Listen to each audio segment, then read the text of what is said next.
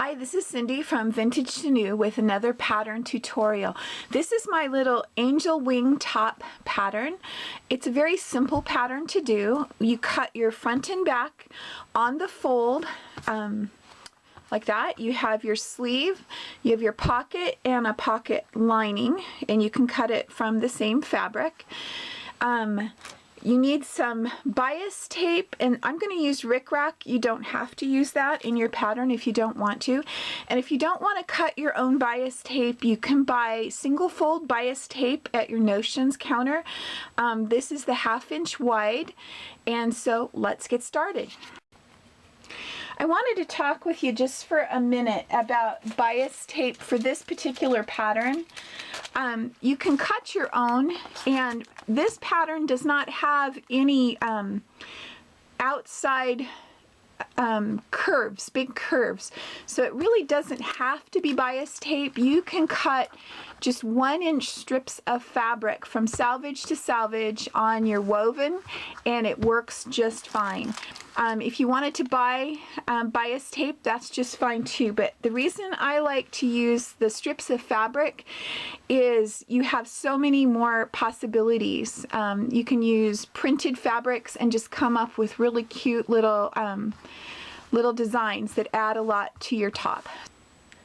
The first thing we're going to do is start with our pocket, and we're going to put the right sides together, and we're going to start at the top on this side, and we're going to sew the U shape like this and leave the top open so we can turn it right side out. Okay, I sewed using a 1/4 inch seam all the way around, and then down here where the big curve is, I clipped in about every 1/2 inch, and you clip really close to your stitches, but you do not clip your stitches. Now I'm going to turn it right side out and press it. So here's what it looks like right now. So now I'm going to take my bias tape, either the purchased or what you've made, and I'm going to put it on the wrong side. This will be my wrong side, and I'm going to sew across the top. I want to leave at least 1/4 inch on each side. So I'm just going to trim that off right now.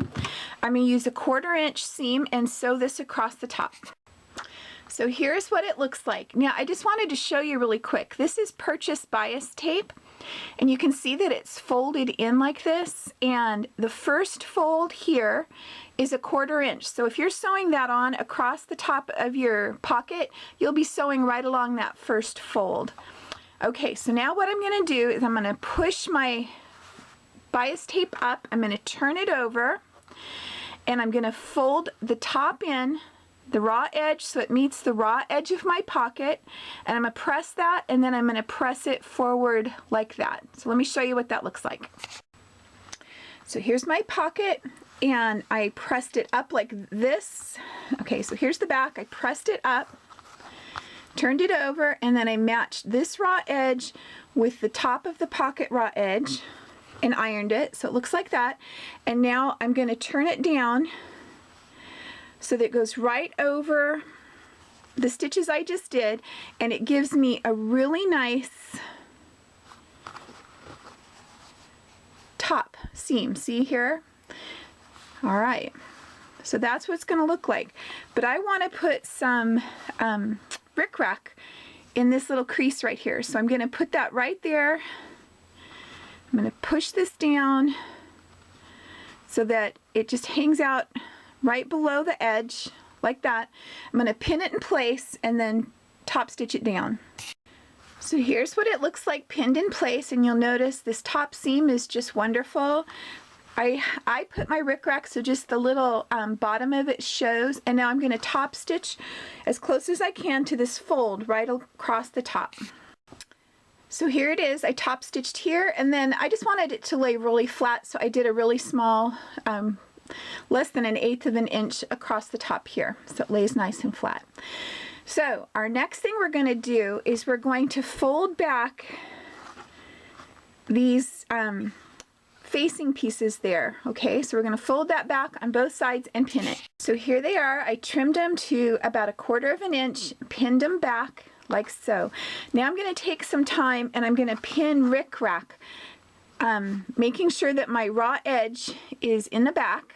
like that, and I'm going to pin it all the way around the pocket so that just the little bottom of the rickrack shows. So here it is, all pinned into place, and I wanted to show you that I've made sure all the heads of my pins come out on this side here, so when I'm sewing it on, I can pull out my pins as I go around so that I don't run over any of my pins. Okay, now it's time to choose the front of your top. The front and back at this point are exactly the same if you use the same fabric on both. What I did is I folded it in half and I did a really light press to find the center. And then I folded the bottom hem up to the bottom of the armpit and just gave myself a nice little press across, just really light. So I'm trying to help you locate where your pocket should go. So I have a center mark and then there's a little crease that goes across here. I like to put my pockets at a cute little angle. You can do it however you want. If you think the child is going to end up putting their hand in their pocket, you're going to want to tilt it this way. If they're not, and you just want to have a cute little pocket that's just a decorative piece in the front, you could go that way. So it doesn't matter.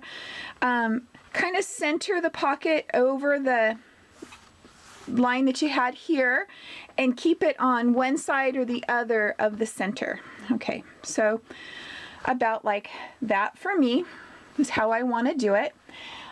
So now what I'm going to do is I'm going to pin this pocket in place. I'm going to use a few pins to get it nice and attached.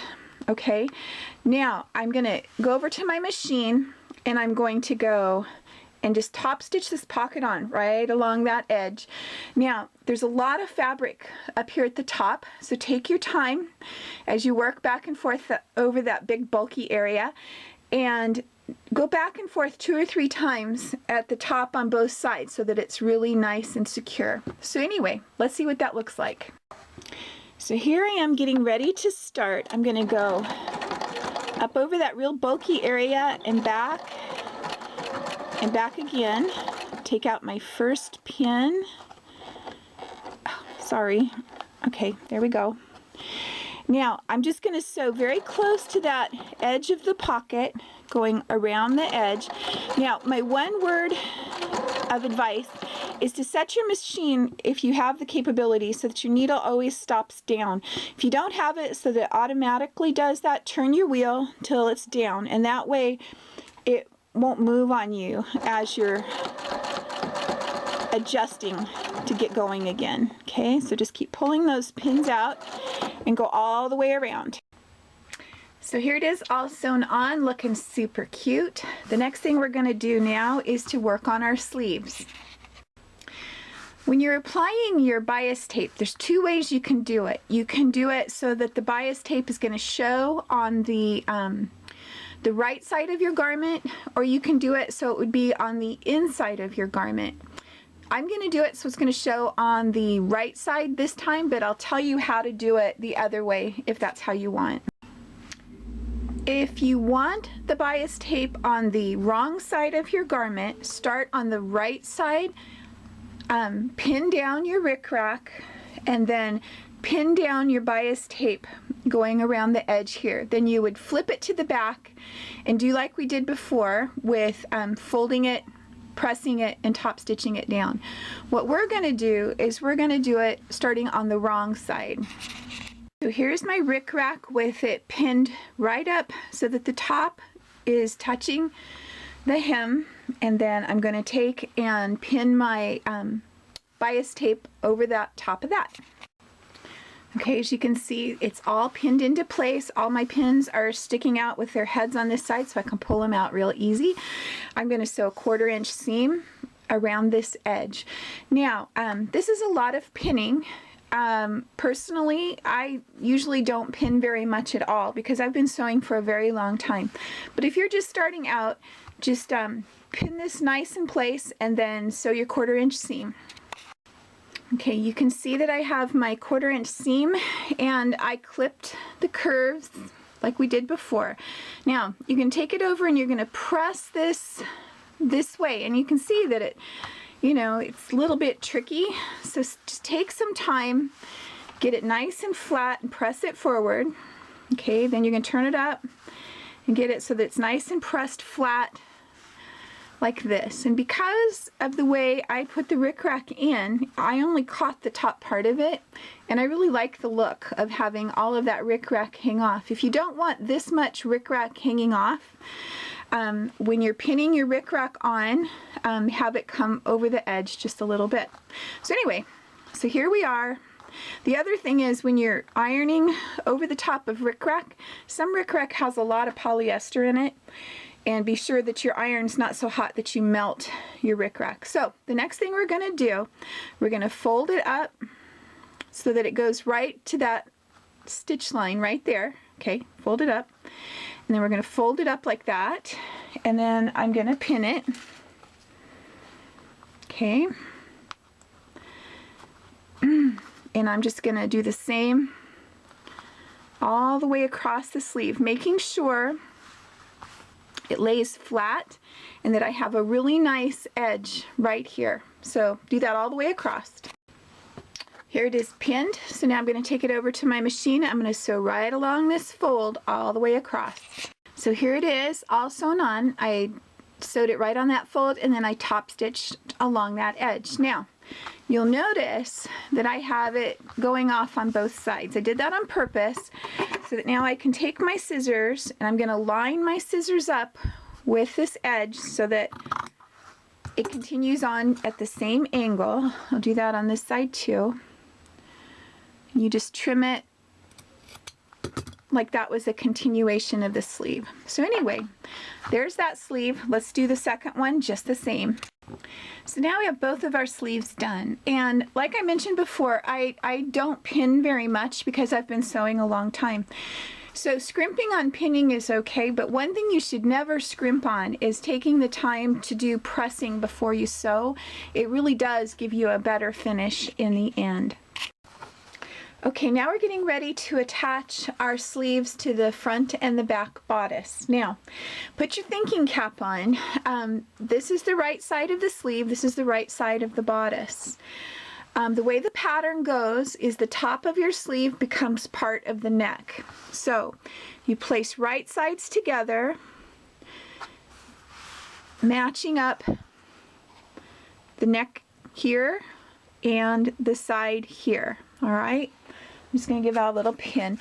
So I'm going to sew that into place using a 3/8 inch seam. So I'll do that. And then on the back, all right, you see how this is the back piece and this is the front, all right? Put right sides together. On the same side, I'm going to put the right side of the sleeve to the right side of the back. It's a little bit odd, but you'll see how it goes. I'm going to pin that into place. Okay, so on the same side you have your sleeve on the front right sides together and on the back right sides together, and I'm going to sew that 3/8 inch seam. Okay, so now I have the sleeves sewn in on both sides. Right sides are all together. Now don't forget, if you sewed your bias tape so that it goes on the inside, that'll be showing here. This one's on the right side. So the next thing I'm going to do is sew my side seams. I'm going to sew them 3/8 of an inch. I'm going to finish those seams either using a serger or trim it to a 1/4 inch and zigzag it for a nice finish. All right, so watch carefully. I'm going to turn it so that I am on the inside, but I'm going to be working on what is considered the right side of the front of the top. So see, here's the right side. So I'm going to sew my bias tape with the right side down, starting at the top, down across the wrong side of the inside of the sleeve, but it's going to be the right side of the top. Okay, and so we're going to sew it all the way down around that curve and up the other side. Now, you cannot pin this one. So this time you're just going to have to just very slowly work sewing this down as you sew it around the arm curve. Let me show you how to do it. So here I am getting ready to sew. I have my right side of my bias tape to the wrong side of the sleeve, but the right side of the top. And I know that sounds confusing, but you'll see in a minute. And earlier I told you to sew this on at 3/8 of an inch. It should have been 1/4 inch, and I'll make a note of that in the video and the pattern. So anyway, sewing at 1/4 inch as you attach your binding, you're just going to very slowly work yourself down, going around the arm opening, matching your raw edges as you go. All right, now we're getting down to where that curve is at the bottom of the armhole. All right, so you don't jerk your seams around like this while you're trying to sew. Keep it going through your machine straight here and just working a tiny little bit at a time. Line up your raw edge. Don't pull on this. You don't want it stretched. You just want to line it up. And then you're going to have a little bit of bulk over here. It's not going to lay completely flat because we're going around that curve. So work a little bit. Get it lined up. Keep it going through your machine straight, pulling that bulk over here. Just keep going nice and slow and you'll do just fine. The reason you can't pin this is it would just throw you off because you've got to go around this really sharp little inside curve here. So just keep going a little bit at a time. See how much bulk I have over here? It's kind of all wrapped up, but under my presser foot it's nice and flat, and I'm keeping that raw edge of the bias tape and the raw edge of my top lined up as I work my way around that really tight little curve down there. All right, so once I get back to the straight part, it goes really quick, and we just go zooming right up the side all the way up to the top again.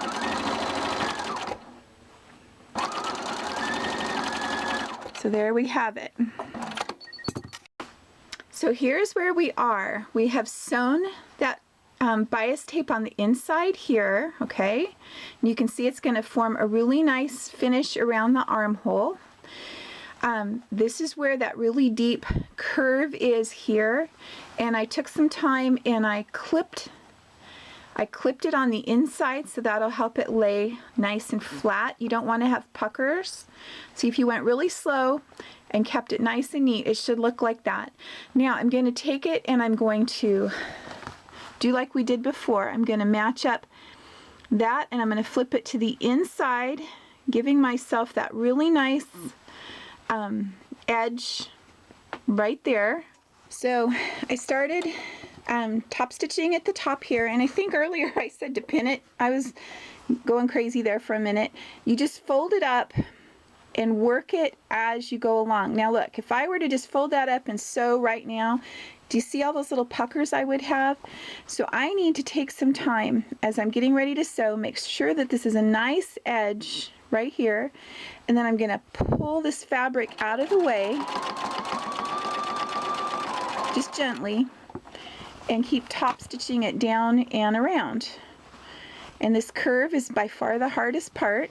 Again, you want to keep it going through your machine as straight as you can and keeping all those little puckers out of the way as you sew. All right, this is the hardest part of the entire top. All right, see how it would have been a pucker there if I would have just sewn? So I'm going to smooth that out. And you know what? If you get a pucker in your armpit of your top, it's not the end of the world. And as you sew more, you'll get better at doing this. All right. And then you just finish sewing off the top, making sure that you're keeping this nice and flat as you go along. And there we go. So here you see what it looks like. I've gone over and I've pressed it. I don't have any major puckers. under here. It might not be absolutely perfect, but I like it the way it is. And I top stitched it along there just because I wanted to. That wouldn't necessarily be required. So anyway, do the same on the other side. So here is where we are now. Our sleeves are attached and our facings are in. I'm going to do the hem next, and we're going to do it the same way we've done all of our other pieces. You can decide if you want to have the bias tape showing on the top or if you want it to be on the inside. I want mine to show. So that means I'm going to start out by working on the inside. I'm going to take my bias tape and I'm going to fold it. This is the right side here, okay? I'm going to fold it back, so a 1/2 inch or so of the right side is like that. I'm going to start on one of the side seams and I'm going to sew 1/4 inch all the way around. Okay, I've sewn all the way around and I'm just about back to where I started. And I'm going to cut my bias tape so that I can take the other end, fold it back, and just butt it right up next to it. I don't want it to overlap or anything. I just want it to just butt up right like that. And then just continue sewing across. So here it is, sewn on to the wrong side of my garment with the right side of the bias tape. Took it over, folded it back just like we've done before. Now I'm going to take it, match the raw edges, flip it up, so that I have that wonderful finished edge right there, just like we have before. And I'm going to pin it in place, and now I'm going to top stitch it on all the way around. Okay, so here's our hem going clear around, and if you notice, this is where we started and stopped. This is where those two folded back ends met together. You can stitch that closed by hand, or you could just run a little zigzag over it, or you could probably even leave it. It's up to you what you'd like to do right there. So now we're ready to do the last thing, and then we'll be done. We're going to put a casing around the top of the neck. We're going to do this exactly the same way that we did the hem, except this time I want the facing to be on the inside, not the outside. So I'm going to start in the center back of the top, fold back about a 1/2 inch of the bias tape, and I'm going to just sew it 1/4 inch all the way around and back to here, and I'll show you what that looks like. Okay, we do this casing just like we've done all of our other facings, except this time it's going to be a casing. So you can see where I had it butted up against each other. I pressed it out. Now I'm going to fold it and turn it. And as I turn it, I want to be sure that this edge here, that the facing doesn't roll towards the front. I want to keep it in the back. Okay, and then just top stitch it around, making sure I have enough room to run my safety pin and elastic through that opening. And I meant to mention, when you do your hem, be sure that you make it so that the back fabric doesn't roll towards the front. You don't want to have that fabric showing on the front. You just want to have your facing, so you just have that really nice hem right there. And I did top stitch it down at the bottom and the top. So anyway, I'm gonna sew this casing down and then show you what to do next. So here's our top now, and you can see that I've done the casing all the way around the top, and here's the back, and here's our opening with the two folded edges that are butting up against each other. So take your elastic, refer to the chart to see what size to cut, and you're going to stick your safety pin in that side there and work it all the way around. Okay, I've come back around and I'm ready to push the safety pin out the other side of the hole. Now, because this edge right here is folded back, every once in a while your safety pin will get caught in that fold right there, usually when you don't have time to mess with it, and it's very frustrating. But this time popped right out. But if it does get stuck, take something that can fit down in that hole and hold back the fold, and then run your safety pin on the other side of it. And don't get frustrated, and take your time and you'll get it. It'll come out.